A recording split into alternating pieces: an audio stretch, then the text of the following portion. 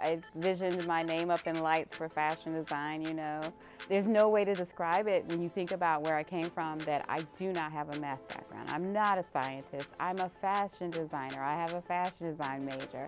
And to say I'm working here at NASA and things I've touched have gone up in space. I have things that are on the International Space Station. My name is up there, you know. These are things I've done. It's really cool.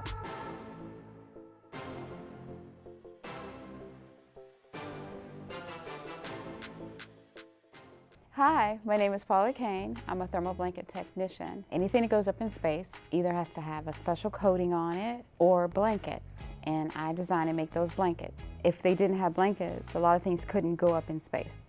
So if they didn't have us, it couldn't fly.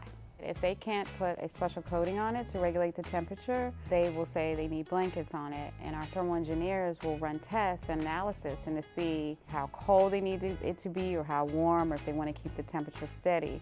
And what our blankets do is help regulate that. The gold side is your Kapton. That's probably the side most people are familiar with, like in movies, International Space Station, they have some.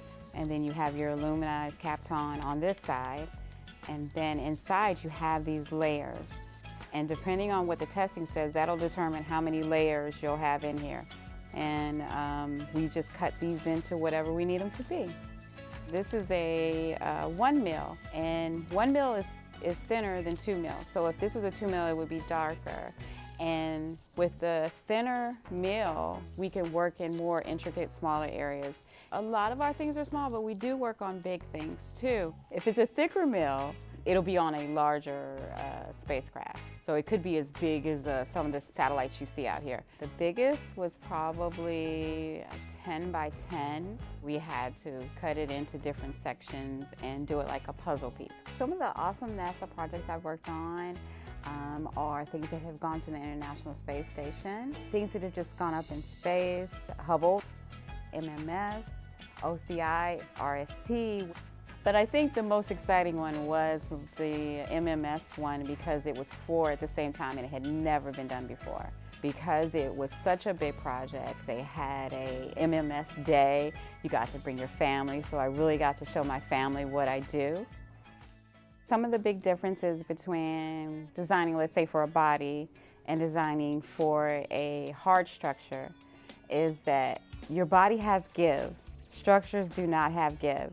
So you do need to be exact in your measurements. We use a clear film that we call mylar. I can take that clear film and lay it up against it and literally draw my pattern right onto it. So with this, it is a line support clamp. And once it's formed, it's gonna fit right on top of the line support. It has slits on the sides because it has to fit around. My mother taught me how to sew. Growing up, if I said I wanted to do something, you better not say, oh, I can't do that, because she's like, yes, we can. And my mother used to watch the soap operas, and she'd see an outfit, and she'd say, we're gonna go make that today. And she'd go to the fabric store, get the fabric, and she'd have that outfit by the evenings. I love Star Trek, and I was like, see, I could do that with spacesuits and astronaut suits. So anything I wanted to make, she would help me figure it out, and we would make it. And then from there, I started designing clothes and started having fashion shows. So then that's what inspired me to go to school to get my fashion design degree. And then once I got that, I still was sewing for people, had a business, and happened to see an ad in the Washington Post. It said, do you like space? Do you like Star Trek? And I was like, oh. And then it says, come for an interview for a thermal blanket technician. I didn't know what a thermal blanket technician was, so I called, and then that's when I found out it was here.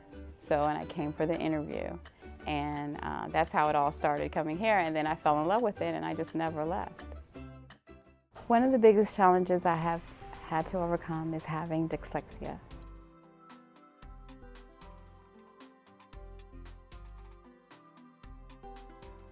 It's not as bad now as it was when I was younger, but it still flares up.